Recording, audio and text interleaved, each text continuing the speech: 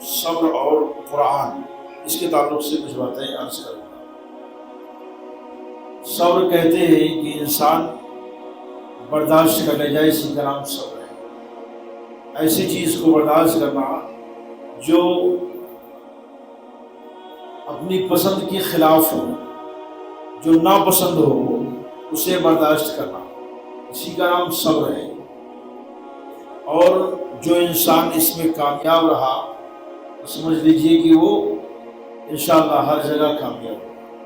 اللہ تعالیٰ نے قرآن مجید کے اندر فرمایا استعینوا بالصبر والصلاۃ، صبر اور نماز کے ذریعے اللہ سے مدد مانگو۔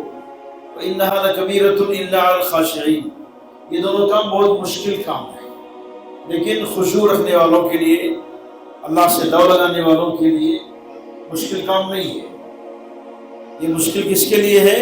اس کے لیے جو آزاد خیال ہیں، جو نماز سے دور رہنے والے ہیں، اور جن کا دل دین میں نہیں لگتا، دین کے کاموں میں نہیں لگتا، ان کے لیے مشکل ہے۔ تو اللہ نے کہا صبر اور نماز کے ذریعے سے مدد مانگو۔ صبر کیا ہے؟ کوئی بھی مشکل آئے تو اس پر آپ ڈٹے رہے، برداشت کیے رہے اور اللہ سے مدد کی امید رکھیں، تو انشاءاللہ کامیابی ملے گی۔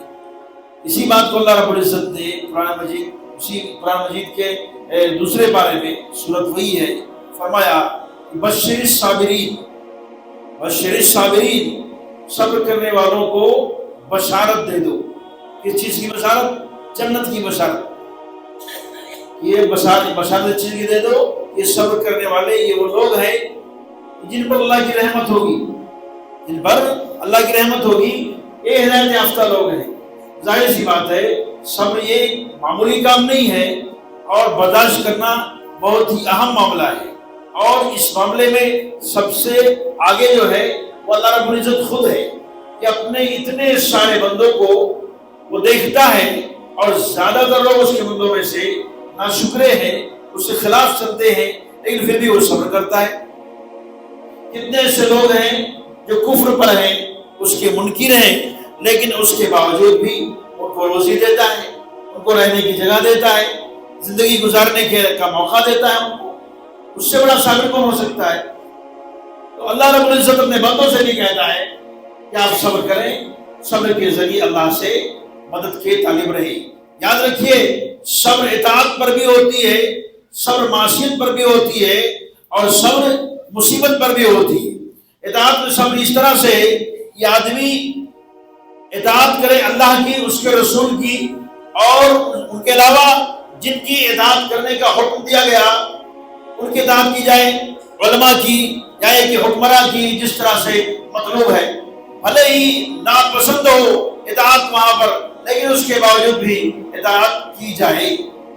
اگر کوئی اطاعت کرنے کا حکم دیتا ہے اور ایسی اطاعت جس میں اللہ کی نافرمانی ہے تو حکم نہیں ہے، لیکن اگر اللہ کی نافرمانی نہیں ہے تو بندوں کی اطاعت کی جائے گی معروف کاموں میں، یہ درست ہے۔ تو بلکہ ناپسندیدگی کے باوجود بھی اطاعت پر جمے رہو، ڈٹے رہو، اس کا نام بھی صبر ہے۔ اور ایسے ہی معصیت کے کام، یعنی گناہ کے، نافرمانی کے کام آپ کو دیکھنے میں برے لگ رہے ہیں، آپ کو کام کرنا نہیں ہے، آپ کرنا نہیں چاہتے ہیں، لیکن مجبور ہے کہیں پر کہ آپ کو کرنا ہے، آپ کو کرنا ہے، تو یہ مجبوری ہے۔ اسی طرح سے معصیت کے کام آپ کرنا نہیں چاہتے، اس سے دور ہٹے ہوئے ہیں، بچے ہوئے ہیں، قریب نہیں جاتے ہیں، یہ بھی ایک صبر ہے۔ اور یہ ایک حقیقت ہے کہ بری چیز، برا کام، برے افعال جو ہے یہ اپنے آپ میں بھلے دکھتے ہیں انسان کو، اور انسان کا دل اس کی طرف لپکتا ہے، اس کی طرف لپکتا ہے، لیکن سب اس میں یہی ہے کہ آپ اسے دیکھ کر بھی صبر رکھیں، دیکھ کر بھی صبر رکھیں، اور اس برائی اپنے آپ کو ملوث نہ کریں۔ چوری کرنے کا دل کرتا ہے نہ کریں، ٹاٹا مارنے کا دل کرتا ہے نہ کریں، آپ کسی کو لوٹنے کا دل رکھتے ہیں نہ کریں، دور رکھیں، اپنے آپ کو روکے رکھیں، بھائی کا حصہ غصب کرنا چاہتے ہیں نہ کریں۔ یہ معصیت کے معاملے میں صبر ہے، آپ اپنے آپ کو روکے رکھیں، برداشت کریں، یعنی کہ دل جاتا ہے کسی اور طرف لیکن آپ وہ کام نہیں کرنے دیتے، اس لیے کہ معصیت کا کام ہے، اس کا نام بھی صبر ہے۔ ایسے ہی مشکلیں آ گئی، گھر تباہ ہو گیا، مکان گر گیا، کاروبار تباہ ہو گیا، کوئی مشکل آ گئی، پریشانی آ گئی، اور اس پریشانی پر آپ صبر کرتے ہیں اور یہ کہتے ہیں اللہ ہمارے لیے کافی ہے، حسبنا اللہ و نعم الوکیل۔ یہ صبر کی بہت ہی بہترین مثال ہے کہ آدمی اس پر ڈٹا رہے، جزا فضا نہ کرے، مصیبت پر واویلا نہ کرے، مصیبت پر واویلا نہ کرے، تو بہت اچھی چیز ہے، یہ صبر ہے۔ اور ان ساری قسموں میں جب انسان کھڑا اترے گا یقین اس کے لیے کامیابی ہوگی ہوگی۔ اچھا، اسی حدیث میں آگے آخری بات آپ صلی اللہ علیہ وسلم نے فرمایا والقرآن حجت لک او علیک، والقرآن حجت لک او علیک، قرآن آپ کے لیے حجت ہوگا، دلیل ہوگا۔ قرآن کیا ہوگا آپ کے لیے قیامت کے دن؟ دلیل ہوگا۔ اس بات کے لیے یا تو آپ کی حمایت میں کھڑا ہوگا یا آپ کی مخالفت میں کھڑا ہوگا۔ آپ صلی اللہ علیہ وسلم نے فرمایا اقرأوا القرآن فإنه يأتي يوم القيامة فإنه يأتي يوم القيامة شفيعا لأصحابه۔ یہ حدیث کے الفاظ ہیں، صحیح مسلم کی روایت ہے کہ اللہ کے رسول نے فرمایا قرآن پڑھو، تلاوت کرو، یہ قیامت کے روز آئے گا اپنے اس شخص کے لیے جو اس کی تلاوت کرتا ہے، تلاوت کرنے والے کے لیے شفیع بن کر کے، سفارش کرنے والا بن کر قیامت کے روز آئے گا۔ جب اس طرح سے آئے تو سمجھیے کہ وہ کیا ہے، وہ قرآن آپ کی حمایت میں ہے۔ ایک دوسری بات ہے مسلم کی، یہاں آپ نے فرمایا قرآن اور روزہ یہ دونوں سفارش کرنے والے ہیں، یہ دونوں سفارش کرنے والے ہیں۔ روزہ کہے گا اے اللہ میں نے اس کو کھانے سے روکا، میں نے اس کو شہوت سے روکا، اور قرآن کہے گا اے اللہ میں نے اس کو نیند سے روکا۔ دونوں سفارش کریں گے، دونوں کا یہ کہنا ہوگا میری سفارش قبول کر، اس کے حق میں اللہ میری سفارش قبول کرے گا۔ جب اس طرح کا معاملہ ہوگا تو قرآن سمجھ لو آپ کی حمایت میں کھڑا ہوا۔ لیکن جہاں پر رسول کہیں گے یا ربی ان قوم اتخذوا هذا القرآن مہجورا، اے میرے رب اس نے تو میری قوم نے تو قرآن کو چھوڑ دیا، یا ربی ان قوم اتخذوا هذا القرآن مہجورا، میری قوم نے اس کو چھوڑ کے رکھا ہے ایک دم سے۔ جب جہاں معاملہ یہ ہوگا تو کیا ہوگا، قرآن مخالفت میں کھڑا ہوگا، وہ بھی اس طرح سے کرے گا الہ العالمین میری بات یہ مانا نہیں، اس پر عمل نہیں کیا۔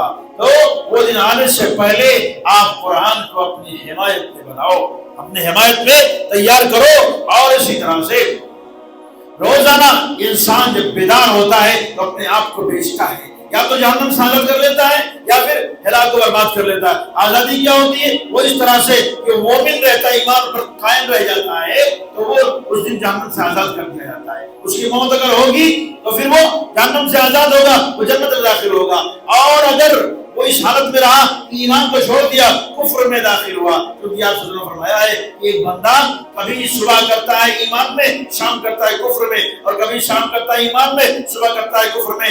جب معاملہ ایسا ہو جائے کہ ایمان میں صبح اور ایمان میں شام ہو تب تو کامیابی ہے، اور اگر ایمان کو چھوڑ کر کفر میں صبح ہو کفر میں شام ہو تو اس صورت میں وہی بندہ ہے جس کے بارے میں کہا منہ میں کوہا، وہ اپنے آپ کو برباد کرنے والا ہے، تباہ کرنے والا ہے۔ تو اپنے آپ کو تباہ نہ کرو، اپنے آپ کو برباد نہ کرو، اور رب سے دعا کرو الہ العالمین ہمیں جہنم سے آزاد رہنے والا